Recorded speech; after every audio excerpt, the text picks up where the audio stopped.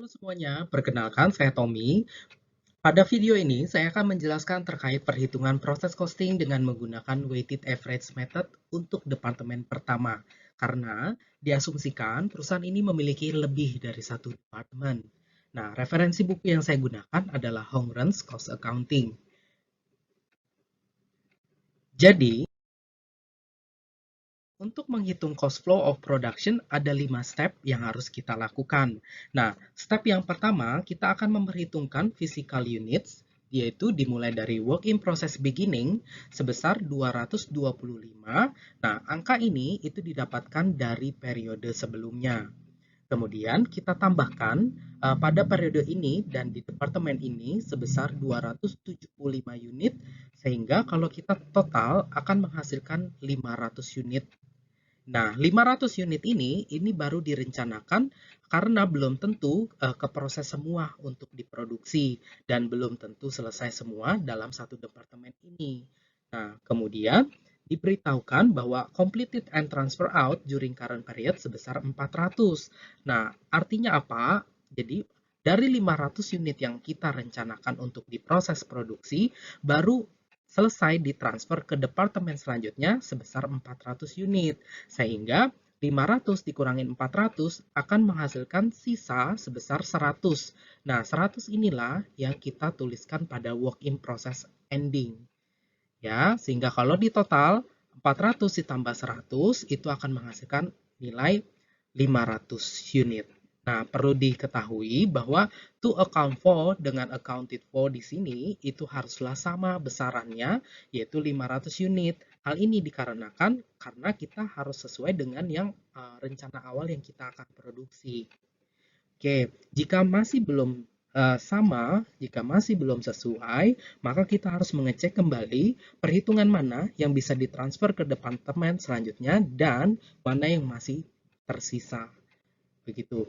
Kemudian, jika sudah selesai di step 1 ini, maka kita bisa beralih ke step 2, yaitu untuk memperhitungkan equivalent units. Nah, karena ini departemen pertama, kita hanya memperhitungkan terkait direct materials dan juga conversion cost.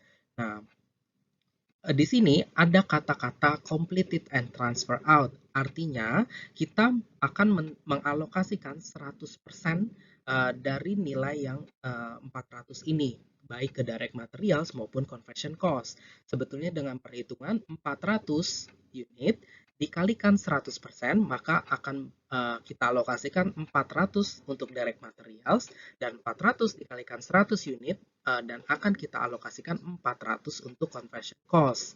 Kemudian, di sini kita diberikan informasi bahwa tingkat penyelesaian di departemen ini 100% untuk direct materials dan 50% untuk conversion cost. Sehingga ini akan kita gunakan untuk perhitungan di walk-in process ending.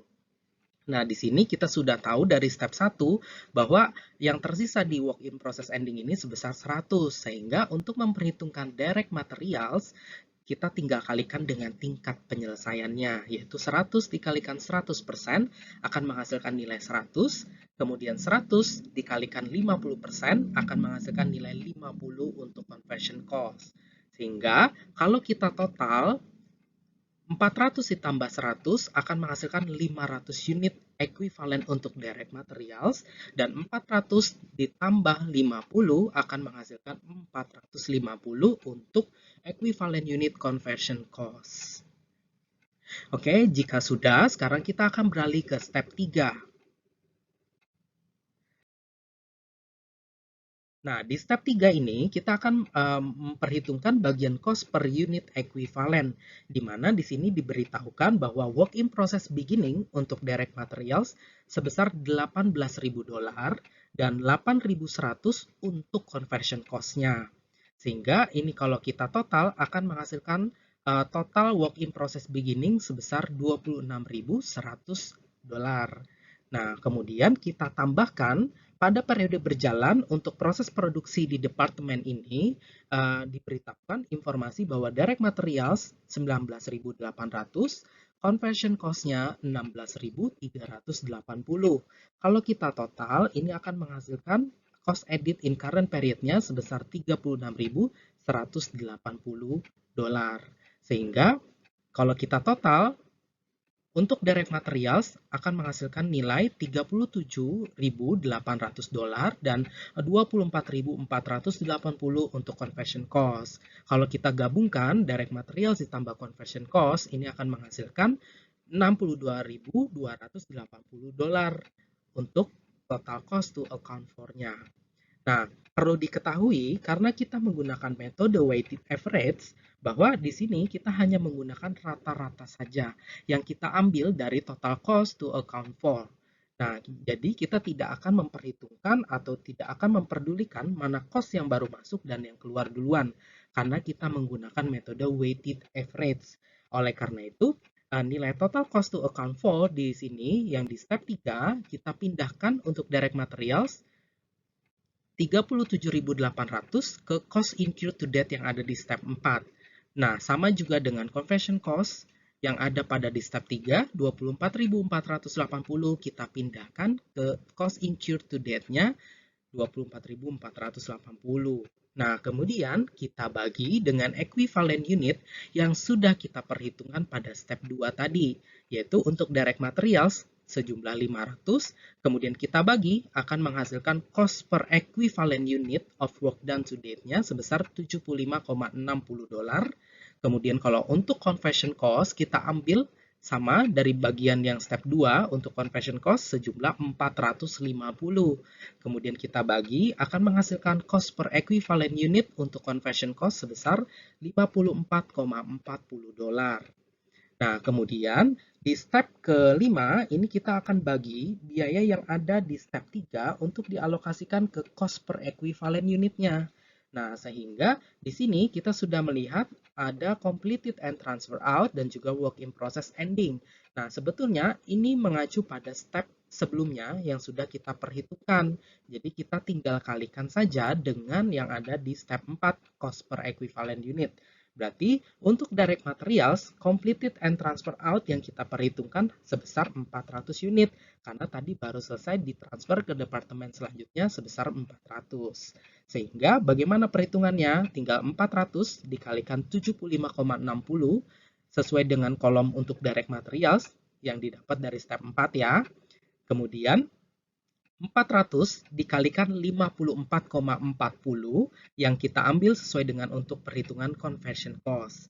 Ya, sehingga kalau di total akan menghasilkan completed and transfer out sebesar 52.000. Nah, kemudian untuk perhitungan work in process ending, yaitu kita bisa melihat pada step 2, yaitu untuk direct materials, tadi 100 dikalikan dengan cost per equivalent unit khusus untuk direct material sebesar 75,60, kemudian kita perhitungkan conversion cost yang diambil dari angka step 2 tadi ya, 50, dikalikan dengan cost per equivalent unit untuk conversion cost 54,40. Sehingga ini kalau kita total akan menghasilkan work in process ending sebesar 10.280. Nah, kalau kita total, untuk direct materials, total cost accounted for-nya sebesar 37.800 dan untuk conversion cost akan menghasilkan nilai 24.480. Dan kalau kita total secara keseluruhan adalah 62.280. Nah, perlu diketahui kembali bahwa untuk total cost to account for yang ada di step 3 haruslah sama dengan total cost accounted for yang ada di step 5. Jika kita berbeda, maka kita perlu melakukan pengecekan kembali apakah kita terdapat kesalahan perhitungan, dalam hal ini adalah perkaliannya. Oke? Nah, selesai sudah untuk step perhitungan untuk proses costing weighted average. Untuk selanjutnya akan kita lanjutkan untuk pencatatan jurnalnya. Nah, jurnal di sini yang akan kita catat adalah untuk departemen pertama ya. Nah, jurnalnya adalah Work in Process Departemen 2 sebesar 52.000 di sebelah debit pada Work in Process Departemen 1 52.000 di sebelah kredit. Nah, hal ini kita dapatkan dari step 5 pada bagian completed and transfer out yang 400 unit ya. Nah, artinya apa dari jurnal ini? Artinya kita sudah selesai di departemen pertama dan akan kita transfer ke departemen selanjutnya. Dalam hal ini adalah departemen 2. seperti itu.